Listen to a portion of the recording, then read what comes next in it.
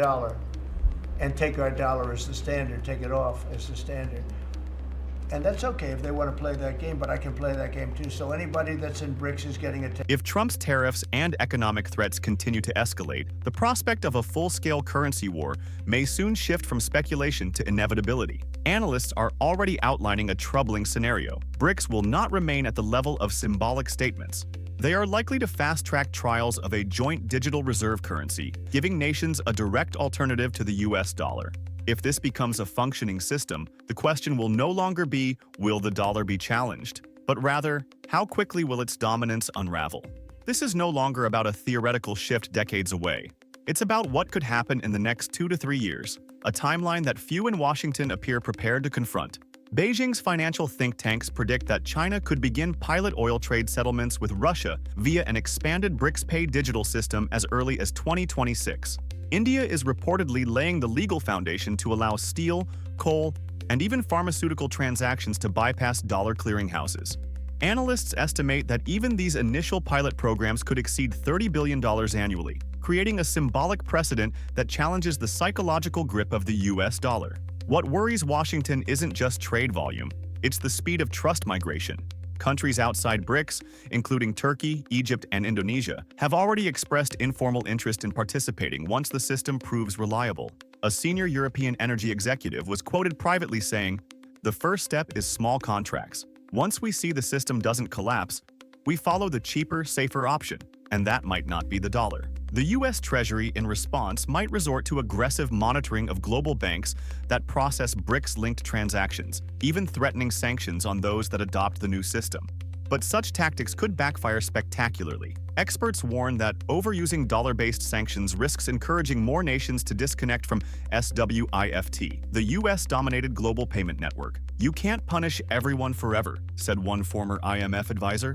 At some point, they build their own road. Global reserve strategies would also shift. Analysts predict that national central banks, especially in developing economies, could diversify reserves into gold and yuan as a hedge. South Africa, a relatively small player in global finance, might announce a cut in its dollar reserves below 50%, a move that, while symbolic, could ripple through Latin America and parts of Africa. Corporate strategy would not remain untouched. Multinational giants like Samsung, Maersk, and European logistics companies are expected to establish parallel settlement systems using BRICS Pay to mitigate the risk of sudden US sanctions or tariff escalations. A senior executive at a major shipping conglomerate recently remarked, "We can't rely solely on a currency whose policies change with every election." Inside Washington, political fractures are likely to widen. Hardliners may continue to defend Trump's stance, framing tariffs as a necessary show of force. But moderates and financial technocrats could argue that such policies are accelerating the very threat they aim to prevent.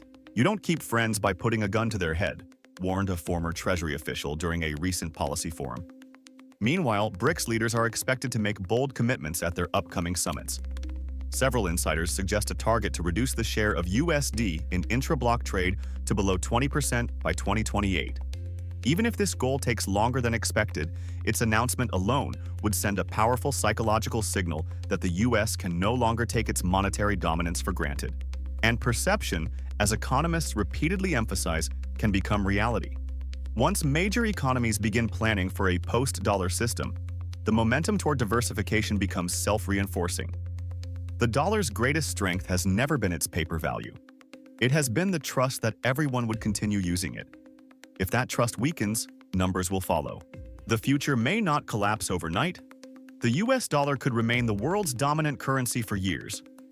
But cracks are forming, and the greatest danger lies not in an immediate replacement, but in the gradual erosion of confidence. Trump may respond with harsher tariffs, more sanctions, or louder rhetoric, but every aggressive step risks being a double-edged sword, pushing countries to adopt alternatives faster than Washington can react. The defining question will soon shift from, how do we defend the dollar, to, how will the US survive in a world learning to live without it? Because in global finance, power doesn't come from coercion. It comes from trust. And once that trust is broken, it is almost impossible to buy back, even with the world's most powerful currency. The bottom line is a new east-west coast pipeline in Canada is good for Canadians, it's good for world markets in that we have access to more supply. But I think you have to look at this through a political lens. Canada is in a tough situation. There was once a belief in Washington that oil was immovable. You could change governments, tax codes, or trade agreements, but the oil would stay. Yet 2026 is proving something else entirely. You don't need to move the resource. You just need to move the pipeline. The East-West pipeline doesn't just carry crude. It's carrying leverage, revenue, and a shift in global power. When the first phase of the pipeline officially entered operation in April 2026, the world didn't look to Washington. They looked to British Columbia, not to negotiate with the United States, but to sign deals with Canada. In Tokyo, executives from JERA, Japan's largest energy importer, signed a 10-year crude oil purchase agreement worth over $22 billion with Canadian suppliers. In Seoul, the South Korean government resumed bilateral energy trade negotiations with Ottawa, the first such talks since 2015. And in Brussels, the European Commission began drafting preferential tax frameworks for crude from reliable partners, a phrase that no longer refers to the United States. Meanwhile, ports in Louisiana and Texas reported a sudden 17% drop in outbound oil shipments year on year. There were no embargoes, no bans, just contracts that quietly expired and were never renewed. The situation was even more severe in the American Midwest. In Illinois, the region's largest refinery was forced to slash production by 23% due to inconsistent crude supply from Canada. Alternative sources from Venezuela and Brazil arrived late or over budget. Meanwhile, Japanese and German refineries reported on-time deliveries of high-grade crude from British Columbia. Every shipment on schedule, every shipment reliable. Pressure mounted quickly in Washington. The Office of the U.S. Trade Representative convened emergency hearings with energy associations to devise ways to restore trust with Canadian counterparts. But Ottawa's message was brutally clear. Partnership is built on consistency. Right now, the U.S. is not consistent. America First, once a winning slogan for squeezing deals and setting the rules, is now a weight tied around America's negotiating neck. With an independent export corridor in place, Canada no longer needs to route its oil through Texas. It goes west, and the rest of the world follows. In response, Trump and his trade advisors floated the idea of retaliatory tariffs on Canadian oil equipment. But that only accelerated Canada's pivot to European and Japanese technology.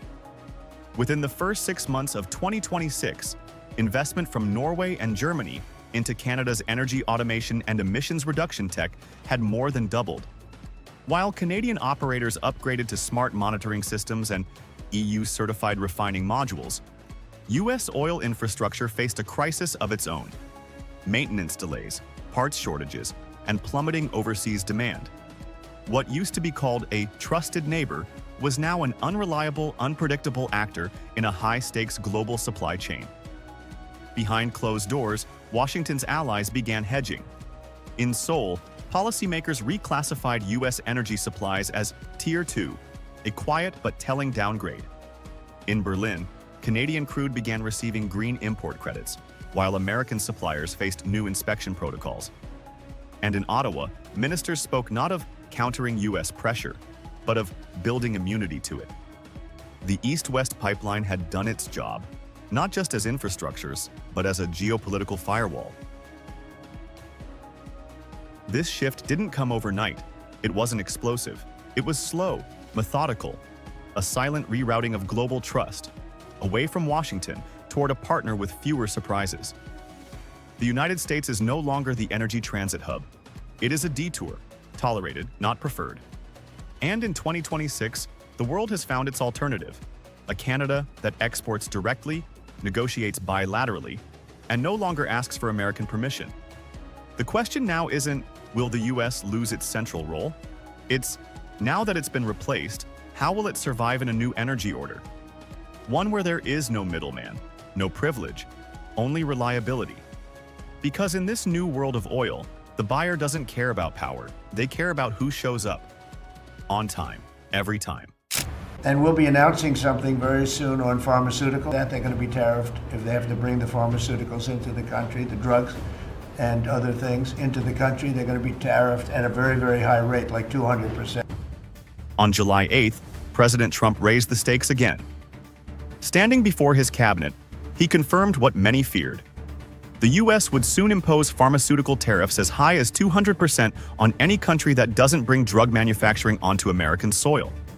The policy would include a grace period of up to 18 months.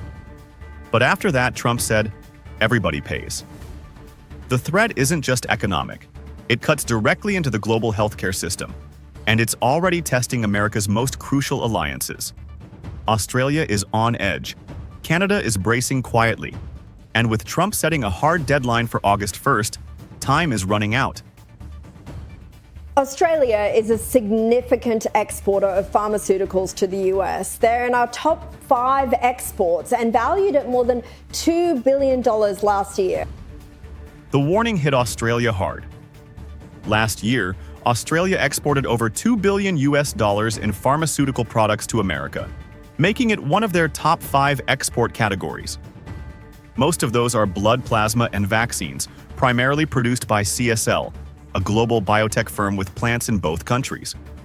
But Australia's real vulnerability lies not in trade volume, but in principle. The country's Pharmaceutical Benefits Scheme, or PBS, forces drug companies to negotiate prices with the government before they can be subsidized.